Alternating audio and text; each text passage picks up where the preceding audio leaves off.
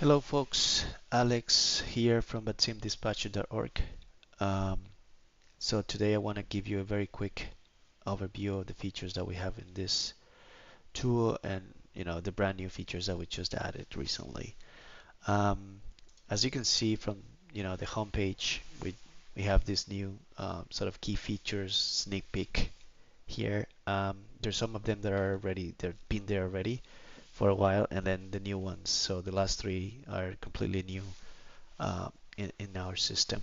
So let's start describing, one by one. So this one refers to basically the usual ranking that you used to see. Like for every user, we provide personalized recommendations based on the network status right now, what controllers are in, how much traffic there is, how much traffic there's going to be, how much control is going to be. Um, what are your past flights? What do you like to fly from to? Whether you like to participate in events or not, and so on and so forth. Like how long is the flight that you like to take, and so on and so forth. All of those things and much more go into this ranking process. Besides, how do we pull the candidates? There's many, many, many possible flights that we can rank, like almost like I wouldn't say infinity, but it's a ton of them. So, and the way that we pick candidates is also very interesting. So we have many different sources to pick candidates, as you can imagine. One of them is your past flights, but there's also the possibility of picking flights from the most common flights in VATSIM at that time, at that hour, in that day. The most common flights right now in VATSIM, the most whether there is an event. We also pick flights, possible flights in from airports covered in event. Um, Also, we pick flights from you know airports that have 80s information, which means they are control.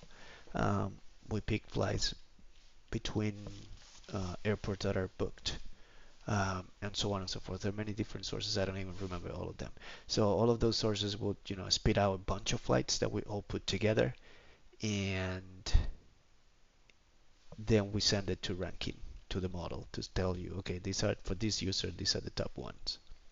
Um, Before even ranking happens, we have these pre-ranking filters that you might also familiar with. This is not new. So we have a bunch of filters there that allow us to limit the candidate pool, and you have some control into what goes into ranking. Say that you're only interested in flying from LaGuardia, so you can set that in, or you're only interested in making, doing flights that are less than 3 hours. So those things you have control over, and those will determine what candidates go into even the ranking stage. So these two, as I said, they're not new.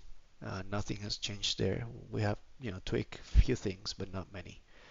Um, the brand new ones are all of these three. So I'll start with the control time estimation. This is a very important, like very cool feature to have because it's actually predicting the future in some way.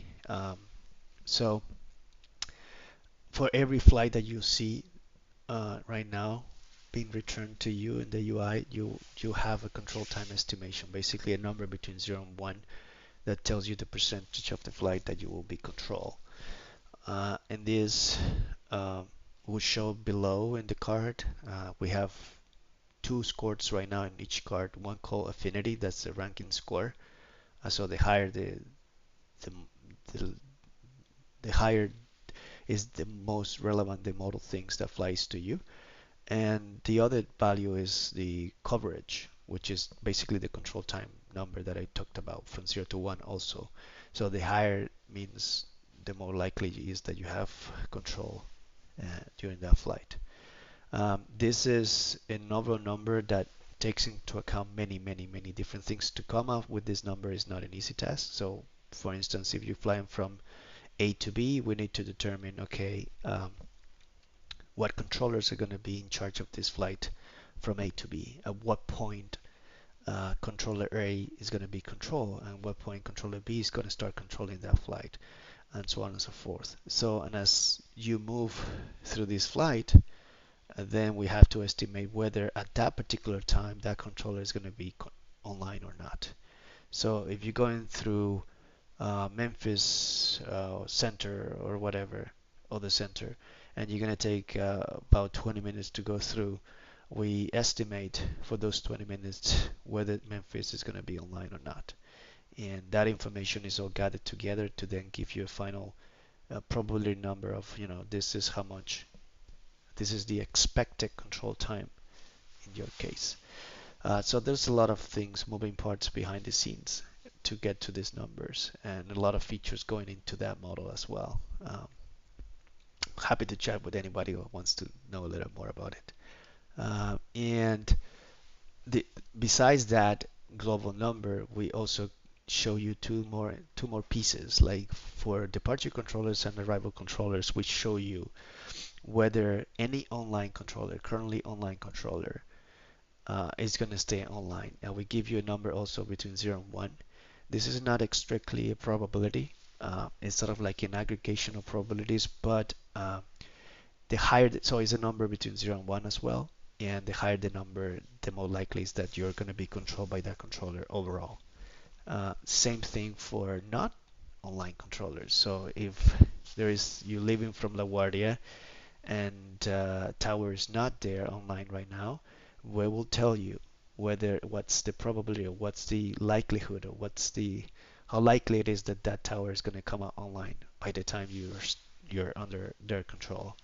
Um, so again, all of these things are estimation. So even under 0.70% probability, there's still 30% chance that they not show up. So be mindful of that. The way to interpret this is that the higher it is, the more likely it is that you will see the controller in. So all of these things, I try to add them in a very, very non.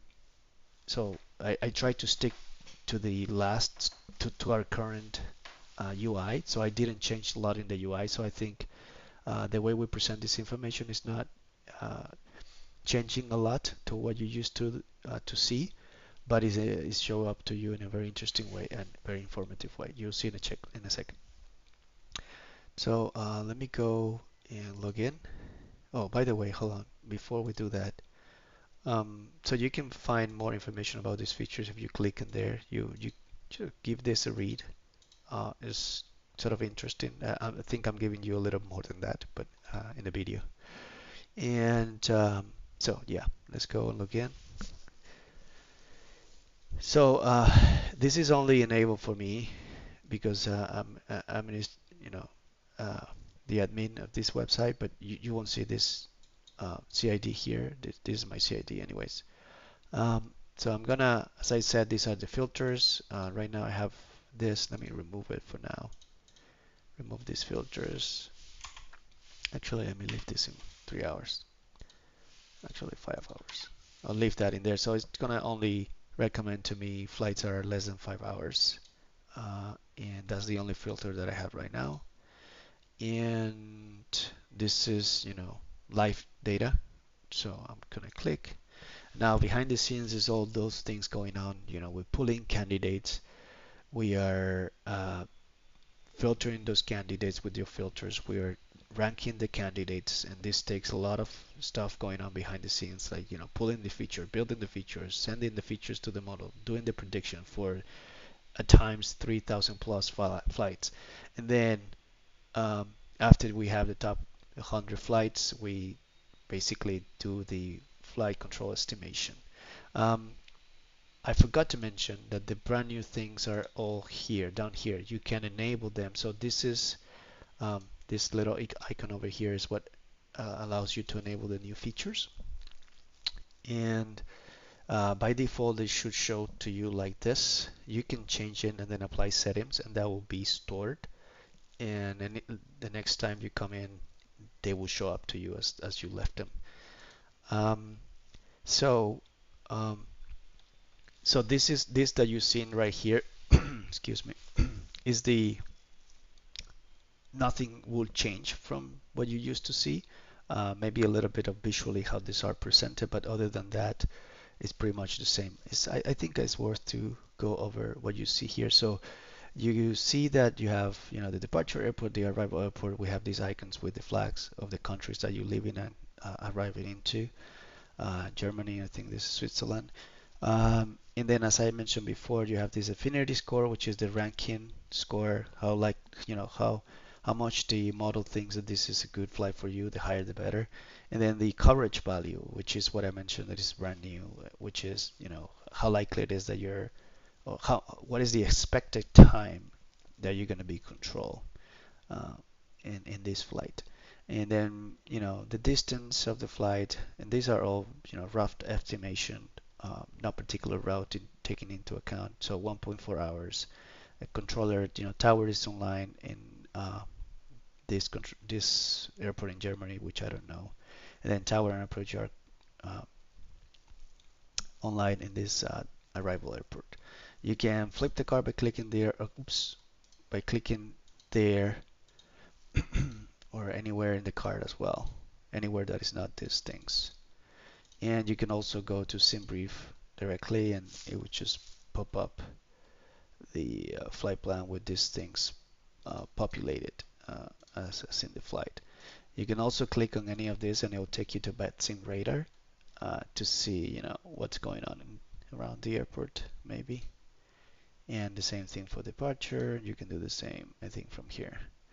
Um, so on the back of the card, we have very cool information as well. So how many departures, and these are not just airplanes at the airport right now with an outbound flight. These are flights are airports flights that are leaving the airport.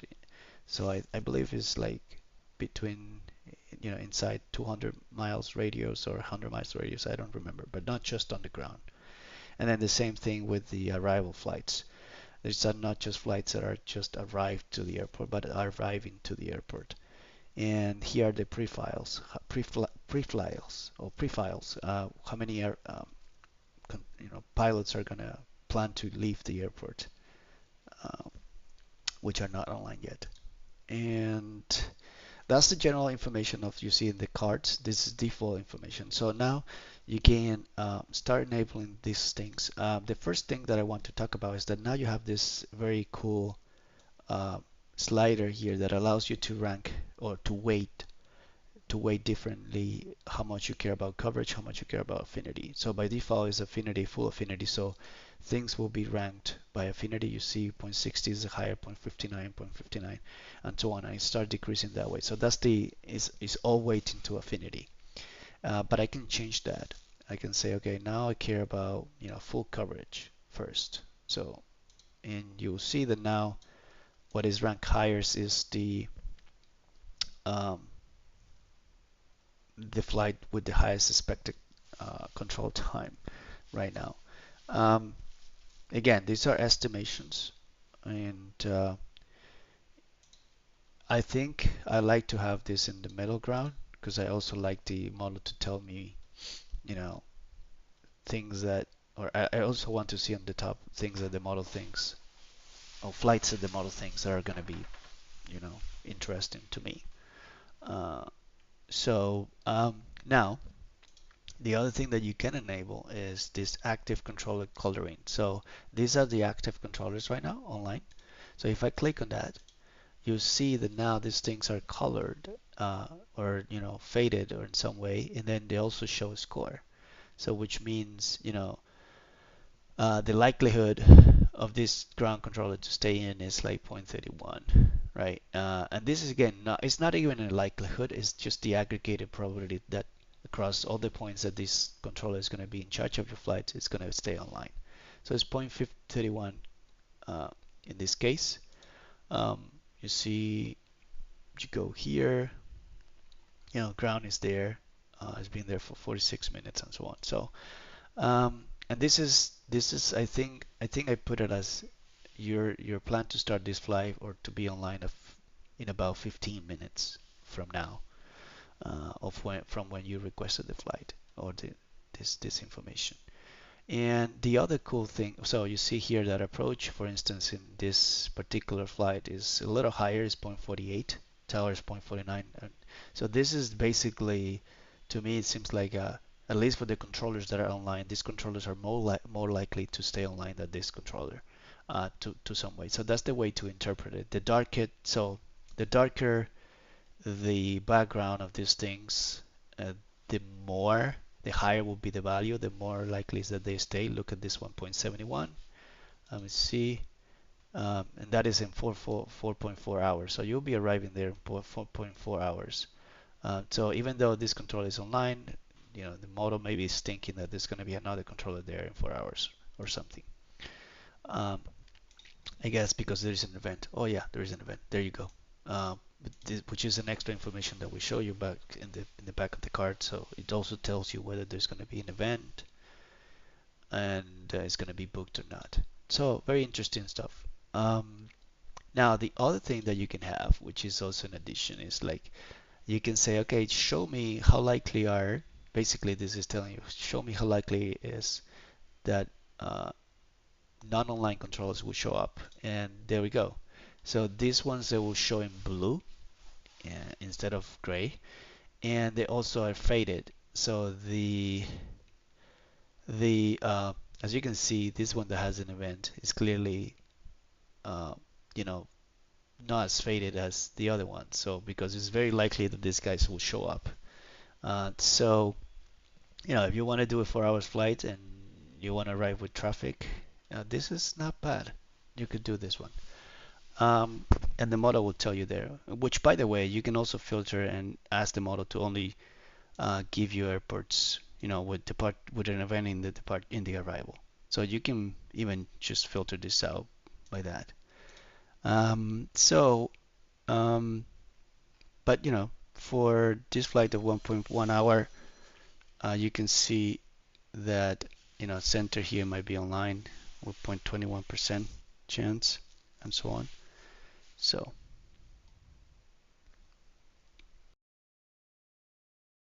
So I'm gonna go ahead and refresh. So as you can see here, these are my settings right now. Um, I'm gonna go ahead and refresh, and as you can see, not just the filters will be stored, but my settings here are also stored. So next time I request a flight, um, this will also be taken into account right away when I'm ranking the flights in the UI. Actually, these things in here, they all have an effect only in the browser. You don't need to re-rank the flights to get those. So yeah, as you can see, those are the new features. So hope you enjoy, and let me know if you have any questions.